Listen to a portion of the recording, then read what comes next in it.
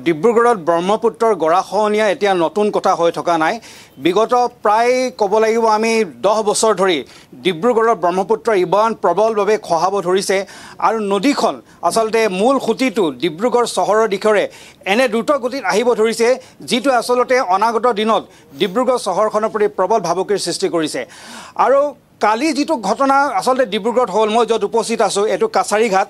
কালি যিটো ঘটনা ইয়াত হ'ল, এই ঘটনাটোৱে আচলতে আটাইতকৈ বেছি বিগত 10 বছৰৰ যিটো খহনীয়াৰ আটাইতকৈ বেছি চিন্তাৰ কাৰণ হৈ পৰিল কালিৰ যিটো খহনীয়া। আচলতে এই যিটো খহনীয়া, এইটো আচলতে কালি যিটো ঘটনা হৈছিলে এইটো খহনীয়া বুলি ক'ব নোৱাৰি।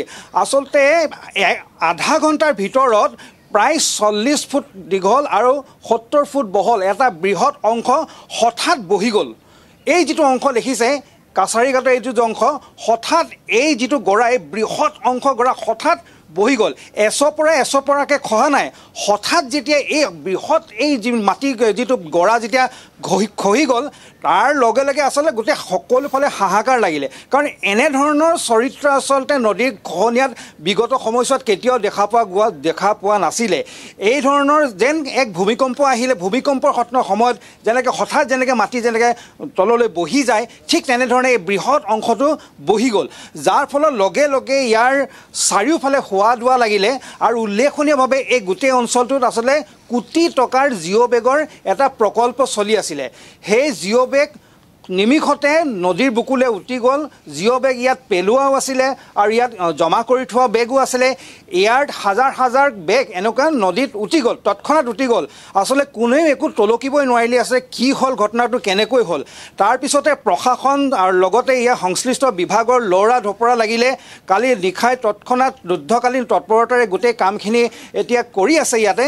কিন্তু ৰাজদীপ, এটা কথা কওঁ, বিগত প্ৰায় 10, 15, 20 বছৰ ধৰি ডিব্ৰুগড়ৰ এই ব্ৰহ্মপুত্ৰ বালিৰ বস্তাৰে আচলতে ইয়াত খহনীয়া প্ৰতিৰোধ কৰিবলৈ বিচাৰি আছিল। সেইটো আচলতে যে প্ৰলভপ্ৰসূ যে নহয়, সেই কথাটো কিন্তু কালি ইয়াত প্ৰমাণ কৰি দিলে যে জিঅ' বেগ যে ব্ৰহ্মপুত্ৰ খহনীয়াৰ যে শেষ আচলতে ভৰসা হ'ব নোৱাৰে, সেই কথাটো কিন্তু কালি ইয়াত প্ৰমাণ কৰি দিলে। এই যে ইয়াত এইবিলাক যে জিঅ' বেগবিলাক দেখিছে, এইবিলাক আজি পেলাইছে, এনেকুৱা জিঅ' বেগেই আছিলে ইয়াত। কেইবাবছৰ 2-3 বছৰ আগতে এনেকুৱা জিঅ' বেগৰে ইয়াত কাৰ্পেট আছিলে, কিন্তু সকলোখিনি কালি উটি গুচি গ'ল, খহি গ'ল। গতিকে এইটো কথা একেবাৰে নিশ্চিত হৈ পৰিলে যে বালিৰ বস্তাৰে ব্ৰহ্মপুত্ৰ খহনীয়া প্ৰতিৰোধ কৰিব নোৱাৰে, সমান্তৰালভাৱে ডিব্ৰুগড় চহৰক সুৰক্ষা দিব নোৱাৰে। কিন্তু ইয়াৰ বিকল্প ব্যৱস্থা ল'ব লাগিব। ইমান দিনা চৰকাৰে আভুৱা ভাৰি আছিলে যে আমি জিঅ' বেগ পেলাইছোঁ, মেগা বেগ পেলাইছোঁ, ইটো কৰিছোঁ, সিটো কৰিছোঁ, কিন্তু সেয়াই যে আচলতে শেষ ভৰসা হ'ব নোৱাৰে, সেইটো যে আচলতে শেষ কথা হ'ব নোৱাৰে, সেইটো যে আশ্বাস হ'ব নোৱাৰে, সেই কথাটো কিন্তু কালি ইয়াত প্ৰমাণ কৰি দিলে। হঠাৎ এনেদৰে জিঅ' বেগ আচলতে পুৰণি টাইট হৈ যোৱা জিঅ' বেগৰ এটা বৃহৎ অংশ গোটেই খহাই লৈ গ'ল। সন্মুখত এখন কংক্ৰিটৰ ৱাল আছিলে, কিবা কাৰণত বনাইছিলে, সেই কংক্ৰিটৰ ৱাল পৰ্যন্ত খহাই লৈ গুচি গ'ল। গতিকে চৰকাৰে এইবিলাক ধেমালি কৰি থাকিলে নহ'ব।